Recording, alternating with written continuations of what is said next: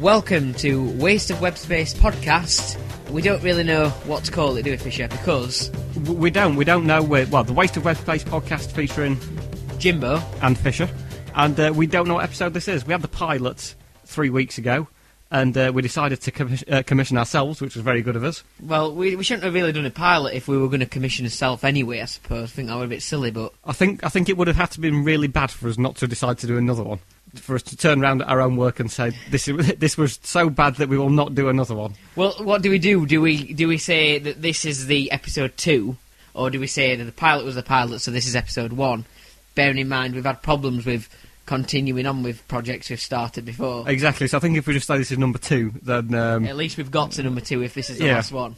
And it's a load of number 2 as well. So yeah, this is number 2 of Waste of Web Space podcast, of the WOWS podcast. And we hope the Wowsers enjoy this. The other thing that I wanted to consider was whether we could have his own theme tune.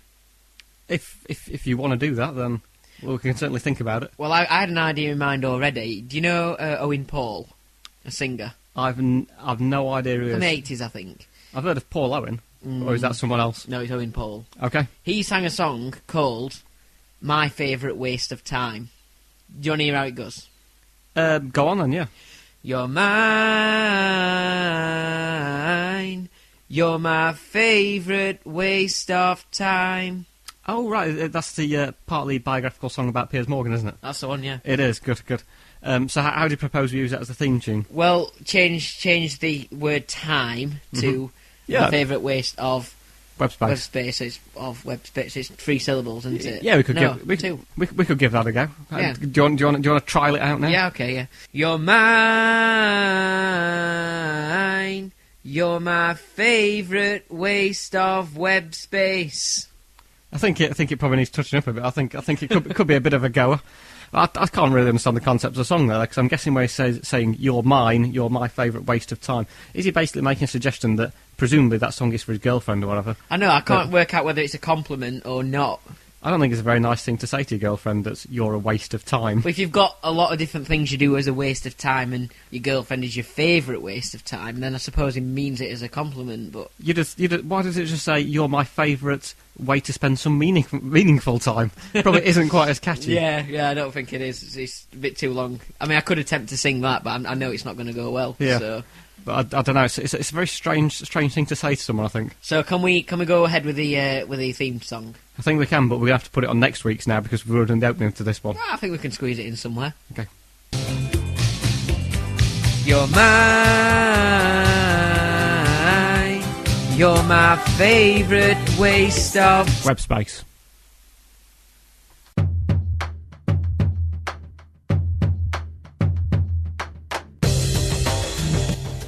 So I went to see Les Mis. I've never heard of him, to be honest. Is he a comedian, a singer, or...? No. Les Miserables. Nope, still... Oh, that's the theatre show, isn't it?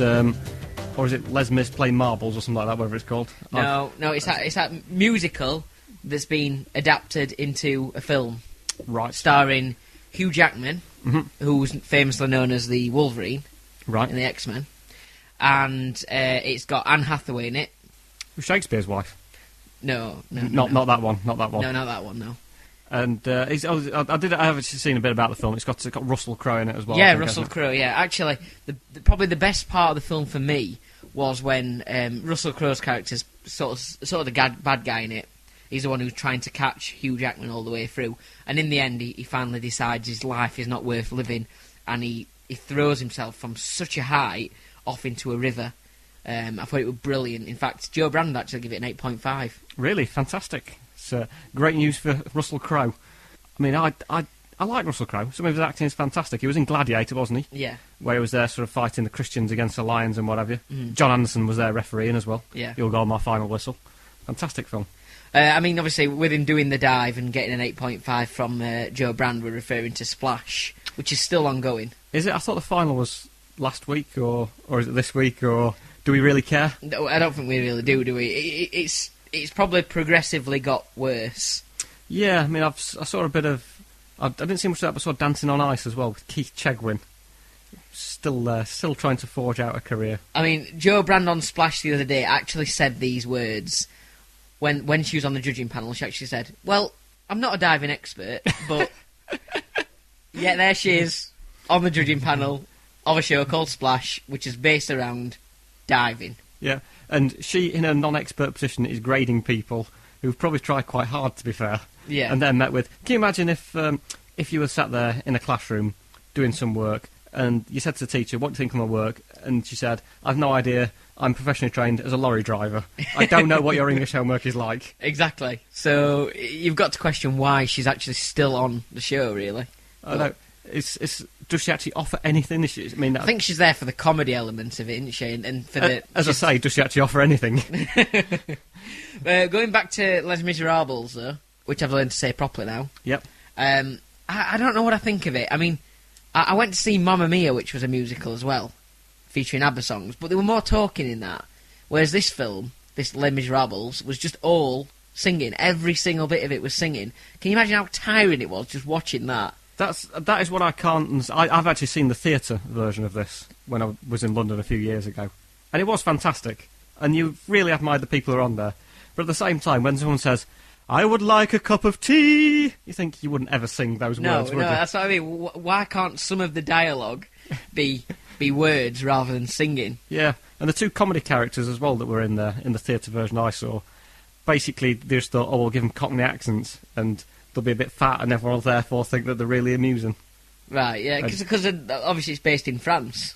Yeah, so... And I noticed that there were comedy characters in the film as well. There's Cockney characters. Yeah, I thought they must be severely lost if they're in France and they've got Cockney accents. And the other thing I noticed about the film as well, that as Hugh Jackman got older in the film, he started to grow incredibly long sideburns, so that he actually looked like the Wolverine by the end of the film. Really? In fact, the only thing he didn't have was the long nails.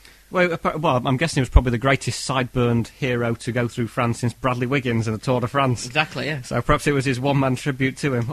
Just at the end of the film, did you see him jump on his bike and just put a yellow jersey on and then head towards the finishing line? Well, yeah, he did, but Lance Armstrong beat him to it. Well, I'm not surprised. I mean, it was... I'm guessing he probably cheated. Might have even used a motorbike knowing Lance Armstrong.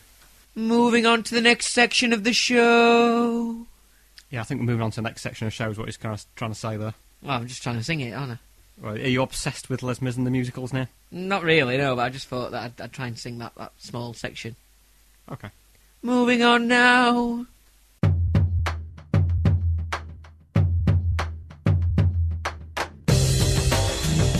So it is time for the next section of the show, which is coming up in 3 minutes. No, wait, 4 minutes. 6 minutes. 8 minutes. 12 minutes? Oh, no, hang on, the next section of the show has been cancelled. We're going to talk about high-speed rail. Oh, right, I wonder what you were doing there. Yeah. Oh, hang on, no, we've got a high-speed rail replacement bus service coming in and replacing us. Because it was announced this week... Does that mean we have to talk about the high-speed rail replacement bus service instead of high-speed rail? Possibly, but I think we'll still go on for high-speed rail for now. Right. But effectively... Did you get your ticket at the machine, or are you trying to pay on the train? I will get my ticket at the machine. I'll not jump over the barrier, particularly if I'm not in London. Or if I am in London, I'm not going to jump over the barrier because I'm going to get shot. And I once met Sepp Coe on a train. You met... Lord Sebastian Coe. All right. He tried to board a train without a ticket, and he got told to buy a ticket before he got on. He said, I'll get one when I'm on board. And the bloke said to him, no, you'll get one now. So he said to his PA secretary who was with him, buy 2 tickets. You've got the credit card. And there we go. The cost of that probably went on the London Olympics, by the way. So well, out of the billions that were spent, a small amount of it went on Seb Coe's train fare on those on that day. So this high-speed rail, then, it's been announced, hasn't it, this week? The preferred route has been announced. Yeah. And it's not coming too far away from where we are at the moment, actually, is it? No, in fact, aren't they going to be knocking people's houses down to build it? Well, I think the other option is you get it running directly through their houses. So, yeah. I think they're going to have to say to them, please move out, or else you're going to, you've always complained that this front room we've got is a bit tight for space. Well, imagine what it's going to be like if we've got a train travelling at 250 miles an hour through there. It's going to be a lot tighter for space, I can assure you. Well, some of the people who actually it's going to affect are actually quite happy, aren't they, about moving out of this? It's a bit split, but a lot of them are happy about the fact that they're going to be able to move out of the house. To be fair, they can still move out of the house now if they want, but they don't have to wait for... I'm guessing that this will probably mean that they get a government grant or something to find somewhere else to live, or they get moved somewhere else. Or yeah, I think they'll put what's known as a compulsory purchase order on the property, and then sort of give them a fair value for the house and ask them to relocate. I think pretty much how it works. But I mean, there's a lot of criticism drawn towards a high-speed 2 rail link. In particular, the fact that it's going to be ready in 2033, which just appears to be a number just plucked out of thin air, and it's going to cost about $33 billion. I don't think I'm going to get to work on time if I'm going to be waiting that long. I know. I mean, I wonder what time the first person actually turns up to get the first train. Whether there will be someone there ridiculously early. But I think the $30 billion. Why don't you use a rail card? It would only cost about $22 billion then, wouldn't it? It would, yeah. Which would be good. But I think the pricing of it appears to just be a random number stuck before the word billion as a cost quotation of it. So how fast is this actually going to go? About 250 miles an hour, apparently. Really? Yeah. I've not seen anyone move that quickly since Jim Davidson ran out the back of his house when he saw a policeman coming down the road. It is pretty remarkable. I mean, there's a lot of criticism, but I think anything that can take you out of Birmingham in 3 directions at 250 miles an hour is surely worth the money. Well, I think, obviously, we've got a long way, haven't we? 2033, did you say? They claim, yeah, just after 8:30. Well, until then, I think I'll just jump on Usain Bolt's back. Yes, that might actually work quicker and probably be more reliable as well. Yeah. But I don't see what the fuss is about. We can already travel to London, can't we? Yeah. All right, it might take a bit longer. Am I really that bothered that in 20 years' time I might be able to go quicker? You'd expect in 20 years' time that technology is going to move fast enough that you can go quicker anyway. The other criticism it's received is the fact that it'll be cutting through a lot of country scenic routes, yeah. I mean, some nice areas of outstanding natural beauty. Like Birmingham. Exactly, yeah. Imagine that sort of being industrialised and looking rubbish. That must be horrific for them. Poor things. It must be reassuring as well, if you're in Birmingham. You go from London up to Birmingham, and then you can branch off and go to either Manchester or Leeds. I mean, that really what opportunities that gives you. It's going to connect some very interesting people, isn't it? It is, yeah. I mean, it can be it'll be interesting to see what happens whether it actually works. Because in Japan they've got the bullet train, haven't they? Mm. That connects up the entire of Japan pretty much, and it's never more than, I think 98% of the journeys it's not more than 20 seconds late. Imagine making a coffee going at that speed. I can't imagine that. That's one of the things I cannot imagine. Do you know, like, when you say that if you jump on a bus, you'll end up at the back? Is it the same for train? I don't know, to be honest.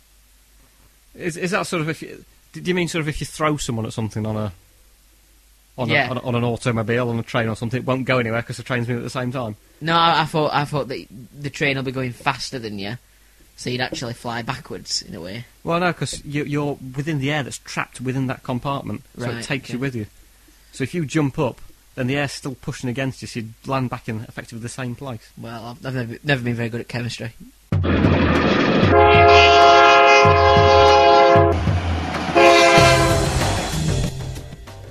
Now, I was doing some research for my radio show recently, because I like to do a feature called Breakdown of the Day on my Sunday Roast show.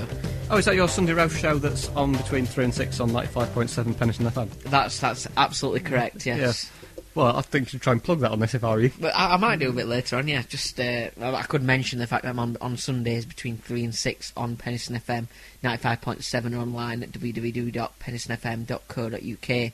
I might mention that a little bit later on in the show. Of course, that is 3 p.m. and 6 p.m, just in case anyone wants to listen. I'm not doing the graveyard shift, 3 a.m. till 6 a.m. No, you're doing the gravy shift, basically, aren't you? Basically, yeah. Just Sunday roast. So, but yeah, I was doing a bit of research for that, and I came across... I was doing a bit of a celebrity birthday feature, looking at whose birthdays were on a certain day, and it was Dave Benson Phillips's birthday. Really? It was, and he doesn't say his age on Wikipedia, but I just... Do you remember Dave Benson Phillips? Do you remember what he used to do? I do, yeah. I mean, he used to basically cover people in Gundra on a TV programme called Get Your Own Back, didn't he? He did, yeah. Get Your Own Back, where kids would take on, like, teachers or parents for who they said had done something particularly bad to them. I never saw Jimmy Savile appear on the programme. Well, he was never a parent or a teacher, I mean, to be fair. But I imagine he'd probably want to present one of those things, wouldn't he? And he could ultimately get drenched in gunge instead. Mm. But anyway, I've got to mention Dave Benson Phillips because I came across an article in a newspaper recently where it was asking what celebrities would you want at your party, what affordable celebrities would you want at your party, because Dave Benson Phillips was doing appearances for a tenner. What, Pavarotti or something like that? What do you mean? Oh, sorry, £10. £10. Oh, yeah. right, okay, sorry. When he said for a tenner, I thought I got a bit confused there. No, I don't think he can sing. Yeah, but I don't. I can't imagine why you'd want Dave Benson Phillips in your house anyway. I mean, If he's coming with his guns. Exactly. I mean, imagine the carpet cleaning bill you get at the end of that. I mean, I've emailed him. I have actually emailed Dave Benson Phillips to say, 1, happy birthday, and 2, would you be able to appear on Penson FM? Or waste of web space. Exactly. Yeah, perhaps we could get him in as our first celebrity guest. I mean, it's amazing, though, I suppose, the appearances that people will do nowadays. I saw, on the way home last night, I saw an advert for David Hay, who said he was going to be in a CD shop in Manchester all day on Saturday, all day today as we're recording. And he thought, well, that's fantastic, unless he's got a broken toe, in which case he won't be able to sign the CDs. Or unless it's HMV. Yeah, he might turn up and it might have been closed down, unfortunately. So, what celebrities, affordable celebrities, do you think you'd like to have at your party, if any? Can you look back and think of some who have probably gone into the wilderness now? Well, I think there are many, basically. Can you imagine what... John Leslie, what's he doing nowadays? Andy Peters, what's he doing? I'm not sure. I'm pretty sure Andy Peters is actually... I'm not sure if it was him or not, but I'm going to throw this out there. I think he was the voiceover recently on a new TV programme called The Big Reunion. Was it? I saw some of that actually the other night. Yeah. The Big Reunion, because that had got it got various bands coming back, hadn't it? So it got 5 on it, but there was only 4 of them. Basically. There was, and one of them pulled out. Mm-hmm. So they're called 5, but they have 4 members. I think the idea is that they're going to find another member. Otherwise, they're going to have to rename themselves 4, which I don't think would be very good. Yeah, or 5 minus 1. Yeah. Or if you think when S Club 7 lost a member, they just removed the number from their name and called themselves S Club. But if you did that with 5, then they just wouldn't have a name. They wouldn't, yeah. So they'd be a bit stuck. Other bands that were being reunited were Bewitched. They were back together. I've actually seen 2 of them live. Have you? Yeah. I feel sorry for you. Yeah, well, it's better than seeing them dead, to be.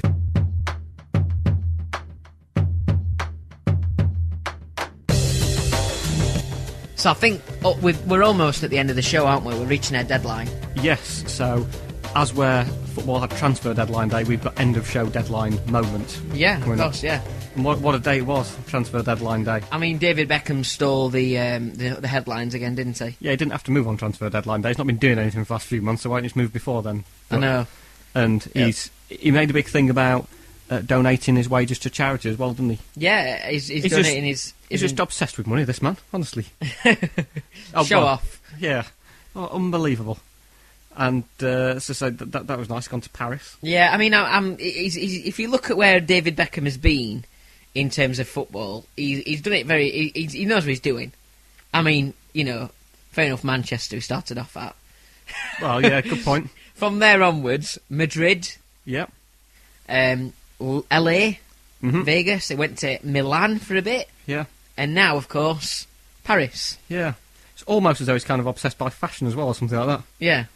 What motivates this man? But, I mean, apparently he's keen on learning the language. Is he? Yeah. Really? Is he going to learn off his teammates, or...? I think so, yeah. I think he said he's learned about 10 words at the moment. Oh, fantastic. Well, he just probably needs to translate them into French now, doesn't he? Yeah, yeah. So, other transfers that were there... one person who didn't transfer was Peter Odom-Wingate.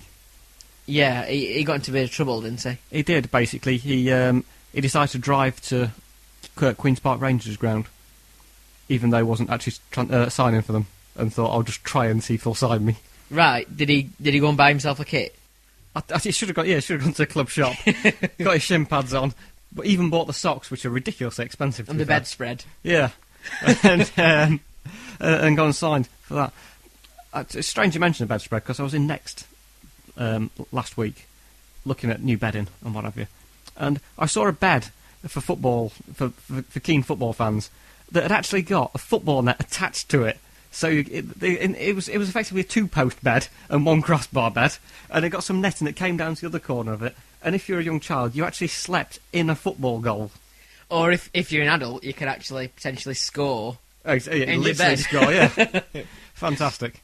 But there was also Peter Crouch. There was a lot of talk about him potentially moving. It never happened. Did it not? I do like Peter Crouch, though. It kind of reminds me of Daddy Longlegs. He does, yeah. I mean, You know that gets stuck in the corner of the house and you're trying to flick him out? Yeah. I wonder if that's what were happening at Stoke. you just can't get rid of him. Do you think Tony Pulis was running after him with a glass and a piece of card to cup him under and then put it in and then take him outside and say, "Get out, Crouch"? Well, like I say, he's got an interesting name for such a tall person. Well, yes, quite. Yeah, perhaps he does have to crouch when he's going through a door or something like that, and that's why he's so named. And of course, there was Christopher Samba who moved. He moved, I think, from a Russian team for around £10 million, and he's getting paid about £100,000 a week. Yeah, but he made the point of saying that it's absolutely nothing to do with the money for the reason that he moved back. He must be doing it for the family reasons then, or something like that. Obviously, with it being absolutely nothing to do with the money, I'm surprised he didn't donate the money to charity himself, a bit like David Beckham did. Yeah, you would have thought if you're not motivated by money, you're not doing it for that, then you wouldn't mind just not having any of it. But apparently he's actually getting less wages now than he had in Russia because he didn't pay tax in Russia. To which Harry Redknapp, his manager, came out and commended him for not paying tax. Sorry, for being clear about his tax status. I mean, because Harry Redknapp was obviously charged in he was put up in a court of law. Yes, he was innocent. Exactly. But his dog didn't get away with it. We've discussed this before. Exactly, quite that. But I think that's I think we have reached a deadline. That means we can't purchase anything else for our show. No. We failed in our attempt to sign Peter Crouch, but the gentleman from West Brom has come in anyway. Oh, there he is. Yeah, he's got a Waste of Web Space T-shirt on. very, very, very nice of him. Our official merchandise. Okay, so thank you very much for listening. We'll be back again for episode 3. Yes, at some point that we don't actually know when it'll be. We've not decided if we're going to keep the theme tune or not yet. Yes, we'll see what comments we get back. But if you'd like to comment, please do. Or if you want to mention an upcoming podcast again, please do. And you can also follow our Twitter at Waste of Web Space. Yeah, we've got 12 followers now, so become the 13th. You know, it might be unlucky, but make sure you do it. And keep an eye on our website as well, of course, which is the whole point of Waste of Web Space. Yeah, we should probably promote the website instead of just the Twitter page linking to our website. But Fisher blogs every single day, and he does like it when people like what he's writing. Yeah, well, that's a long-running theme on the blogs, but there we go. So, and that's www.wasteofwebspace.co.uk. Thanks for listening. Okay, thank you. Goodbye.